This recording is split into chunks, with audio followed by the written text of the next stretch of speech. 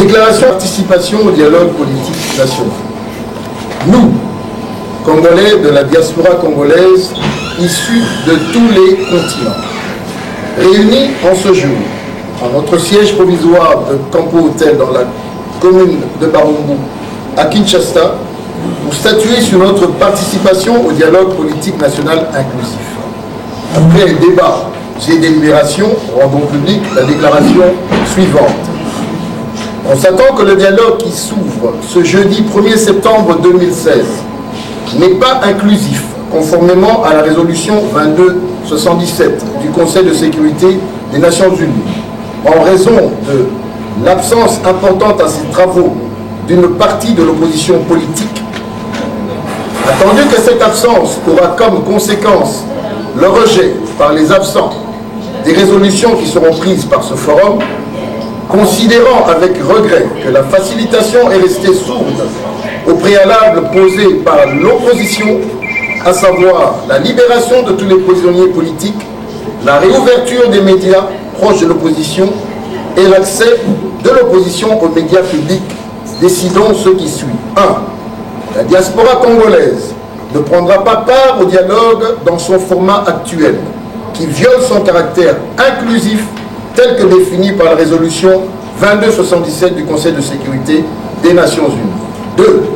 La diaspora congolaise demande à la communauté internationale de constater avec elle que les conditions dans lesquelles va s'ouvrir ce jeudi 1er septembre le dialogue ne permettent pas de rencontrer l'espoir de tout le peuple congolais quant au règlement pacifique de la crise politique au travers la mise en place des élections libres, crédibles et transparentes dans la République démocratique du Congo.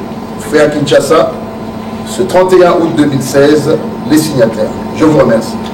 Alors, à ce que d'attendre, s'il y a des questions, le débat est ouvert. C'est Doran Kabay du Congo Télévision.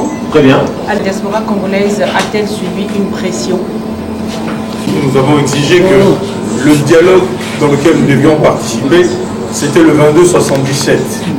Et vous savez, vous nous avez posé la question parce que parmi nous, certains, comme vous le savez, sont des partis politiques, sont affiliés au rassemblement. Et il était pour nous de toute façon incongru de participer dans un dialogue où la grande majorité de la classe politique ne pourrait pas y être. Donc ce n'est pas, c'est-à-dire que nous avons tendu la main, nous avons ouvert le débat et nous nous sommes battus pour qu'il y puisse y avoir comment s'appelle, une place pour la diaspora.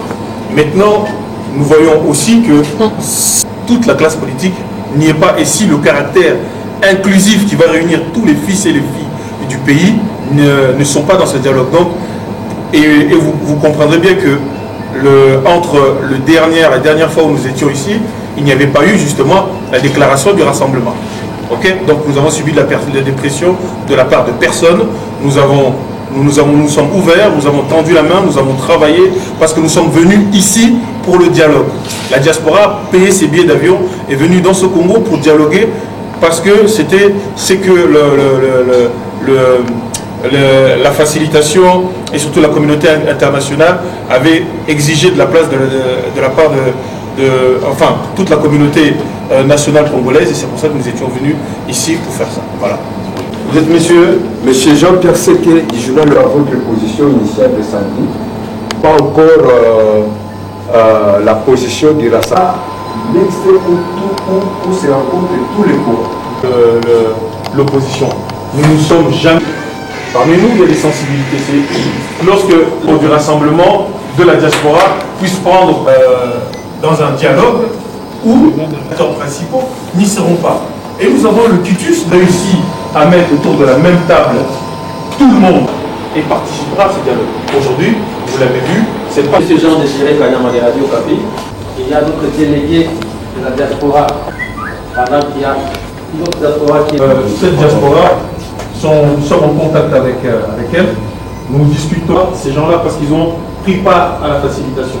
Continuer à rester dans la facilitation et de continuer à participer pour créer un groupe, une espèce de... Ils sont restés à l'intérieur, sont l'ensemble des frères et sœurs. Ils ont bien...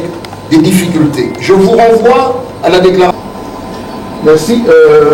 Nicoso, n'a s'appelle Momoké. Nous, c'est quelque chose à Maxime de CCTV. Oui, je crois très bien qu'il y a tout ça qui a viandé pour Toya Awa, comme ministre, Toya qui a pour défendre d'abord l'intérêt général. Qui veut dire, le 19 décembre, le président de la République, M. Joseph Kabila, va plier ses bagages pour partir. La démocratie, les animés de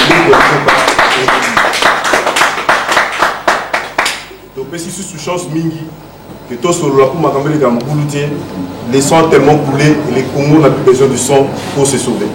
Tout là, pour ça, il y a qui ceux qui ont commis jusqu'au 19 décembre, comme vient de dire mon frère Rex, que ma marché était sur la ligne combattant parce qu'ils ont droit à la mission.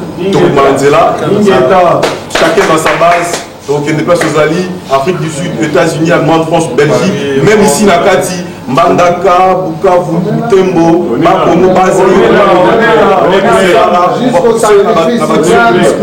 pour que tout solo-là, avec toute démocratie. Merci beaucoup. Merci. 64, les temps que nous avons tout est bien. Tout là, dans la Kazaka, peut-être que dans Moussala, je crois que tout là, ça a un niveau, on a fait tout ça. Le monsieur Singeli comme a dit ça, ils ont déjà. Vous réchauffez ma belle. Mes chers amis, nous avons voulu clôturer. Donc, dernière question, monsieur. Allez-y. Commencer très clairement, très calmement, très simplement. Lorsque nous nous sommes réunis, on s'est même réunis au ministère de la diaspora. Nous savons que le ministre de la diaspora est un kabiliste. Il travaille pour le gouvernement. On n'a pas eu honte, on ne s'est pas caché. Les photos sont sur Internet, sont partout. Certaines mêmes personnes nous ont soupçonné d'être de connivence avec le pouvoir.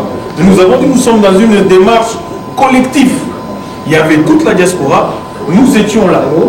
Maintenant, si nous prenons la décision qui est la nôtre, après aussi, là vous avez entendu, vers la fin peut-être ce qui vous dérange, nos sensibilités internes.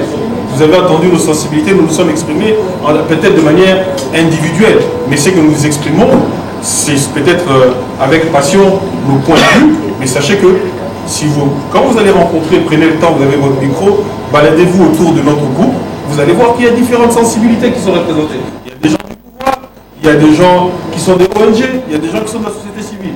Là, peut-être vous avez en face de vous ceux qui s'expriment, qui sont du rassemblement, au bon balader. Je suis un combattant, un bon balader. Je ne me cache pas.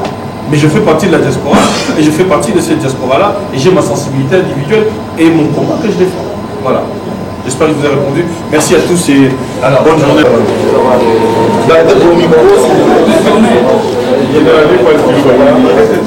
Bon, merci beaucoup, messieurs les journalistes. Premièrement, je vais dire ceci.